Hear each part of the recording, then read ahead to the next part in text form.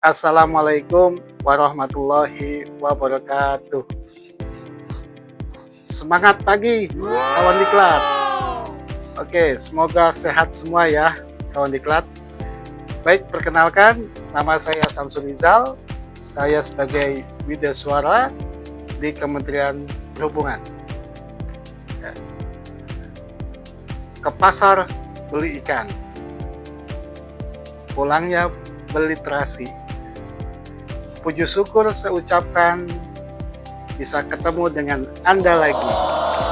Baik, kawan diklat semuanya ya. Sering ada pertanyaan ya, terutama dari pegawai Kementerian Perhubungan ya, bagi pegawai baru atau anak-anak CPNS atau pegawai CPNS yang bertanya tentang apa itu hak dan kewajiban dari seorang ASN. Nah, nanti kita akan sampaikan ya pada kesempatan pagi ini apa itu hak dan kewajiban dari seorang ASN. Selain itu juga ya, kita juga mengenal apa itu hak dan kewajiban dari seorang ASN. Nah, oke, yang pertama kita buka dulu yang haknya dulu, ya. Ya, PNS berhak memperoleh ada 5 poin, ya. Yang pertama, gaji, tunjangan, dan fasilitas. Saya ketahui, ya, gaji sudah diatur dalam PP tentang penggajian pegawai negeri sipil, begitu dengan tunjangan. Artinya di sini adalah tunjangan kinerja, juga fasilitas lainnya yang melekat kepada tugas dan jabatan kita sebagai seorang ASN. Lalu yang kedua, di sini ada namanya cuti. Nah, kita mengenal ya, dalam PKBKN dikatakan ada 7 cuti yang nanti kita akan dapat. Yang pertama adalah cuti tahunan, yang kedua cuti besar, 3 cuti alasan penting, yang keempat cuti sakit, ya, yang kelima ya untuk wanita ini terutama ya adalah cuti melahirkan atau persalinan, yang keenam cuti bersama, terakhir adalah cuti di luar tanggungan negara. Jadi ada 7 cuti yang didapat hak sebagai seorang ASN. Lalu yang ketiga adalah jaminan pensiun dan jaminan hari tua. Nah, ini jelas.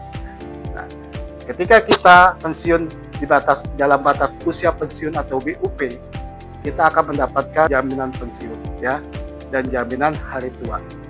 Ya. Dan juga yang keempat adalah perlindungan. Nah, di sini ada namanya perlindungan kesehatan, ada lagi perlindungan kematian, perlindungan lainnya ya yang akan didapat oleh seorang ASN. Lalu yang terakhir, nah ini yang paling penting. Yang kelima adalah pengembangan kompetensi. Nah, dalam Undang-Undang ASN dikatakan bahwa seorang ASN ya punya hak sekurang-kurangnya adalah 20 jam pelajaran dalam 1 tahun. Nah, dengan undang-undang inilah ya semua ASN punya hak. Termasuk saya juga harus meningkatkan atau mengembangkan kompetensi setiap tahunnya minimal adalah 20 jam pelajaran. Karena itu merupakan hak kita sebagai seorang ASN. Ya. Nah, untuk pengembangan kompetensi ini ada 3 kompetensi yang harus kita lakukan. Yang pertama yaitu kompetensi manajerial, kompetensi teknis, dan kompetensi sosial kultural. Nah, itu ada 3 jenis yang harus kita lakukan dalam pengembangan kompetensi. Karena pengembangan kompetensi adalah mengembangkan kapabilitas dan kemampuan sehingga kita mampu melaksanakan tugas ya sesuai dengan tugas dan fungsi kita sebagai seorang ASN ya, demi meningkatkan pelayanan kepada masyarakat. Itu intinya. Yang terakhir ya, apa sih kewajiban dari seorang ASN? Ya. Nah, kita harus tahu dulu nih, tadi udah hak sudah ya. Nah, tinggal kewajibannya apa nih? Ya. Yang pertama adalah setia dan taat pada Pancasila dan Undang-Undang Dasar 45 serta negara NKRI dan pemerintah yang sah. Ini ya. Lalu yang kedua, menjaga persatuan dan kesatuan bangsa. Nah, kita sebagai perekat bangsa nih, ya seorang ASN. Lalu melaksanakan kebijakan yang dirumuskan oleh pejabat yang berwenang. Ya, artinya kita sebagai kementerian, kita punya namanya menteri.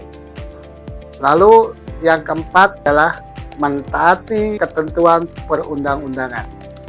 Ya. Lalu yang kelima, melaksanakan tugas kedinasan dengan penuh pengabdian, kejujuran, kesadaran, dan tanggung jawab. Menunjukkan sikap integritas dan keteladanan dalam sikap, perilaku, ucapan, tindakan kepada setiap orang, baik di dalam maupun di luar kedinasan.